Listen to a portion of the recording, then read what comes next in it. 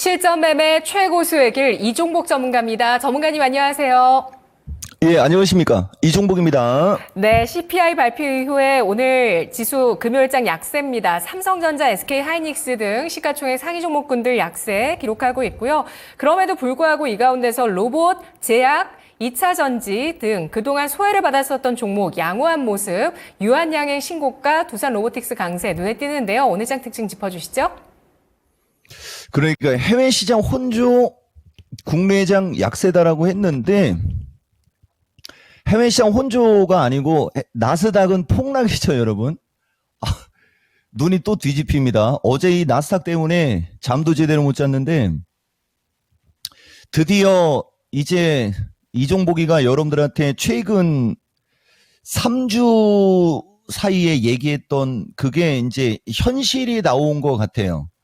근데 오늘 밤 PPI까지는 일단 봐야 될 것 같습니다. 무슨 얘기인지는 이따가 미스터 진단 디테일하게 듣고 못 들을 수도 있으니까 여기서 간략하게만 얘기해 줘 볼게요. 물가가 이 마이너스로 나오는 거 예전에 코로나 때 국제유가 마이너스 가격 본 것처럼 마이너스까지 나왔죠. 그리고 CPI가 3 초반까지 왔어요. 이 상태라면은 이제 다음 달쯤이면 이때로다가 내려올 수도 있을 거고 등 보다시피 이 CPI가 이제 낮게 나온 게 이 뭐야 이거 장이 올라갔어야 되는 거 아니야? 이렇게 생각할 수 있었던 거거든요.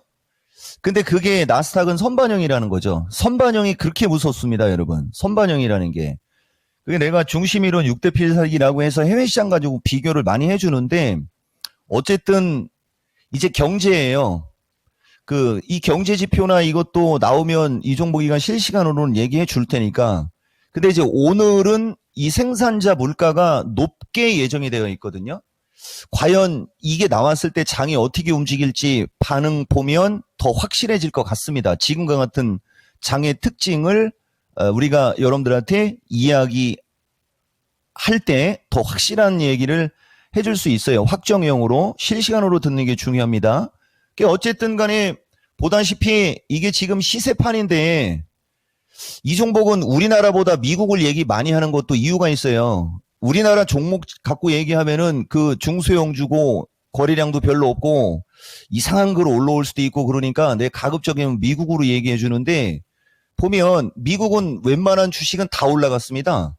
뭐만 빠진 거냐면 최근에 신고가로 가 있었던 반도체 쪽하고 그 다음에 빅테크, 그 다음에 테슬라하고 엔비디아가 유독 마이너스가 큰데 테슬라가 마이너스 큰 거는 저거는 너무 정상적인 거죠. 누차 얘기하지만 이렇게 주식은 단기간에 급등을 하면 이런 게 있어가지고 내가 항상 여러분들한테 따라가지 마라, 정수리에서 매수하지 마라 이런 얘기 해주는 거고 그 다음에 요건 잡음이 좀 있었고요. 그 다음에 오히려 엔비디아가 안 좋은 거예요, 여러분. 엔비디아는 거래량도 없는 상태에서 꾸역꾸역 전고점으로 올라가려고 했고 지금 이게 쌍봉의 그림이거든요. 이 얘기인 즉슨 이제 그동안에 지들만 올라갔던 이 주식들이 있지 않습니까? 우리나라는 이제 업종 대표주가 외국인 매수세로 이제 올라왔는데 우선 미국부터 얘기할게요. 얘네들 이제 차별, 그죠? 옥석 가려야 된다 이 얘기 한 거고 그 다음에 진짜 거의 부도날 것처럼 빠졌던 그 미국에도 다른 주식들은 요때다라고 해서 아마 움직임이 좋을 거고요. 그 대표적인 게 요 러셀이라고 해갖고 이 차트를 보면 어제 나스닥이 폭락하는데 이 차트는 폭등했죠. 미국도 어제 중소형주들은 다 날아갔다라고 보시면 되는 거예요. 이게 그걸 얘기해요. 그래서 우리나라도 이제 똑같은 겁니다. 그래서 일단은 오늘 PPI를 한번 보고 내가 미스터 진단에서 여러분들한테 좀 얘기 좀 해드리고요. 그 다음에 이제 우리나라인데 우리나라는 창이 안 열려 있네요, 여러분. 말로 좀 해드릴게요. 그러니까 우리나라도 뭔가가 이제 움직여야 될 거 아닙니까? 장은 안 꺾여요, 여러분. 단기간에 너무 급하게 올라온 거죠. 어디가 나스닥이 다우하고 잠깐만 열렸는데 보면 요게 다우하고 독일하고 나스닥이거든요. 요새 요런 얘기 좀 많이 해줘요, 여러분들한테. 작년 11월 달부터는 같이 올라왔잖아요, 이렇게. 그죠? 그리고 3, 4, 5월 달에는 독일이 강했어요. 다우하고. 그때 나스닥은 밀린 거 보이죠, 여러분? 그러더니 4월, 5월을 기점으로 나스닥은 이렇게 폭등을 했고 다우는 밀렸다 횡보하고 있고 독일은 밀리고 있습니다. 요새 이 얘기 진짜 많이 얘기해줘요. 신의 한 수도 그렇고 이종복 유튜브에도 그렇고. 그래서 그동안에 흘러내렸던 개별 종목이나 섹터 종목들 억울할 게 없고 정상적이다라는 얘기 많이 해줬거든요. 지금 보이는 대로예요. 그러면은 금리나 기대감 뭐 이거 저걸로 빅테크 위주로 지들끼리 날아갔으니 이제 금리 인하하고 그러면 어떻게 되겠어요, 여러분? 그동안에 소외받았던 다른 주식도 주식이거든요. 그쪽에 매수세가 몰리는 게 눈에 보이는 거죠. 이 주식의 기본입니다, 이거. 그러니까 우리나라로 오면 로봇, 제약, 2차 전지 등 강세인데 2차 전지가 맨 앞에 나왔으면 좋았겠지만 2차 전지는 시총 비중이 있고 누차 얘기하지만 그 거래량 패턴이나 어떤 기술적인 특징이 조금 더 옆으로 길 수 있는 거고요. 당연히 그게 매수기회고 지금 이 종목에는 좋다라고 얘기해 주는 건데 일단 로봇부터 얘기해 줄게요. 로봇도 두산 로봇이 이건 우리가 하드캐리라고 하는데 얘기했지 않습니까? 말을 하면 씨가 되는 남자. 나는 두산에서 그렇게 합병하고 할 걸 알고 얘기한 게 아니고 차트가 말해준다고 했죠. 차트가. 두산 로봇이 결국은 10만 원 넘어왔고요. 요거는 시간 부족할 수 있으니까 창이 안 열려 있네요. 이거 나중에 얘기하란 얘기입니다. 어제 랭킹쇼 하반기 제약주하고 로봇하고 얻은 게 좋냐 하면서 막 질문 들어오고 그랬었어요. 뭐 로봇 얘기해주면서 두산 로봇 하나만 갖고 얘기했습니다. 기술적으로 어쨌든 모양이 만들어져 있는 거고요. 대신에 이제 지금 다른 로봇들이 따라가지 못하는 것은 안 빠졌어요. 얘들은 보다시피 두산 로봇이나 뉴로메카 쪽은 다른 종목이 밀릴 때 안 빠진 겁니다. 근데 사람들은 이런 것도 힘들어 하겠지만 우리 입장에서는 부처님한테 고맙다고 절하고 오는 거거든요. 이 정도 흐름이면. 그래서 한 번에 다 가는 건 아니고 왜냐면은 지수도 흔들려야 되니까 어쨌든 로봇 쪽이 먼저 양호하게 움직임 나오는 거고 제약주 계속 신고가 트라이 하고 있잖아요. 이건 지금 따라가기보다는 순환매 노려야 됩니다. 제약주도 지금 기똥차게 움직이고 있고요. 그 다음에 이제 2차 전지인데 오늘 보면 포스코 쪽은 약간 눌리는데 이거 매수기이고요. 에코프로가 오늘 좀 올라가주면 좋은데 이따가 후장에 가서 반전 일어날 수도 있어요. 버팅기는 게 양호하고 그리고 2차 전지도 조금 더 시총이 떨어지는 주식은 팡팡 튀는 주식이 좀 있거든요. 그리고 반도체도 하나만 얘기해주면 반도체도 지금 보시면 삼성전자 하이닉스가 밀리는 거지 이건 지금은 신규 매수 안 돼요. 이오테크닉스, 리노공업 등 오히려 플러스 났지 않습니까? 반도체는 삼성전자 하이닉스가 약세 폭이 조금 세게 나올 경우에는 어느 정도 충격은 나올 수가 있지만은 하반기 경직성을 확보하면서 결국에 가서는 같이 갈 수 있는 섹터거든요.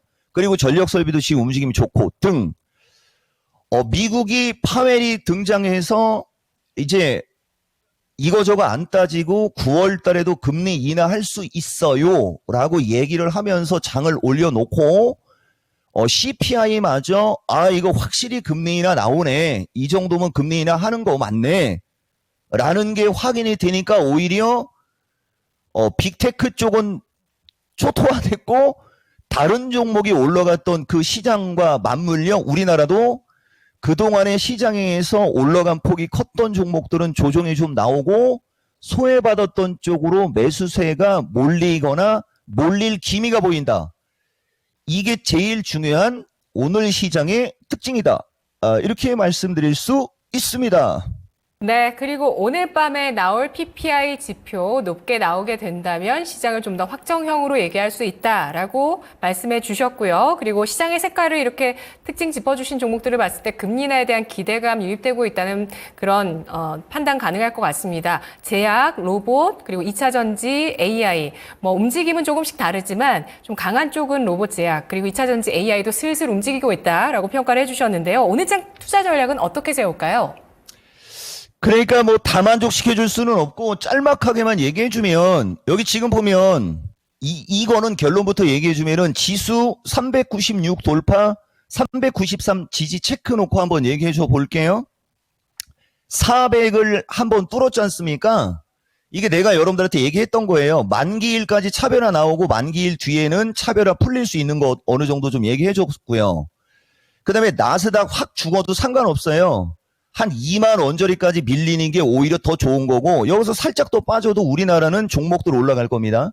중요한 거는 이렇게 보다 보면은 나스닥이 2만 1000대 갔을 때 우리나라가 397을 넘어 400 쪽으로 가면 그동안에 많이 올라간 주식들은 비중 체크하라는 얘기가 이거 되게 중요했던 얘기죠.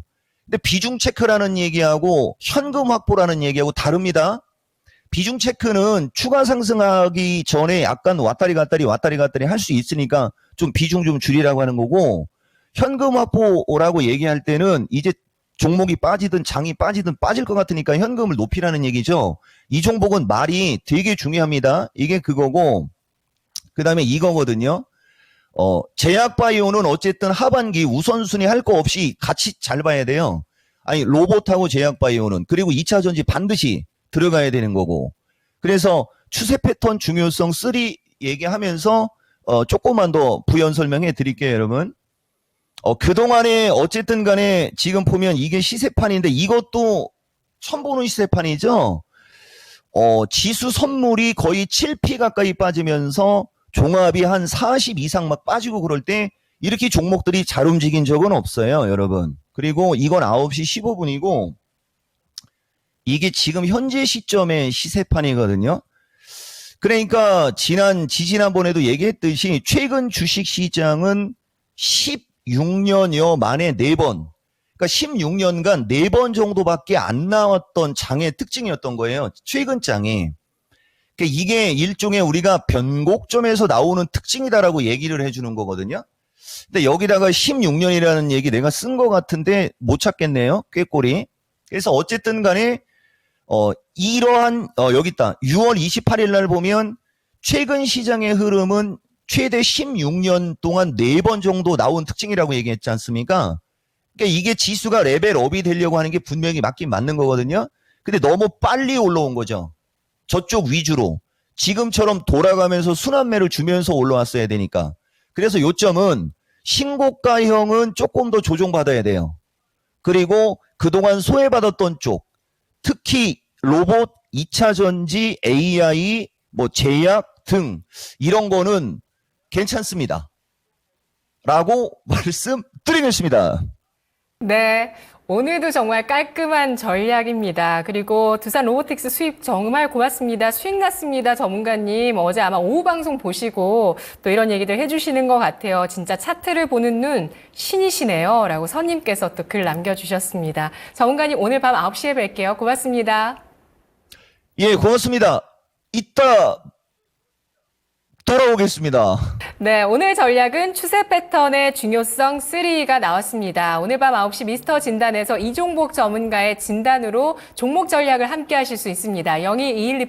02-2128-3388번 전화 주셔서 종목 고민되시는 것들 마음껏 남겨주시면 밤 9시에 2시간 동안 진단 이어갑니다.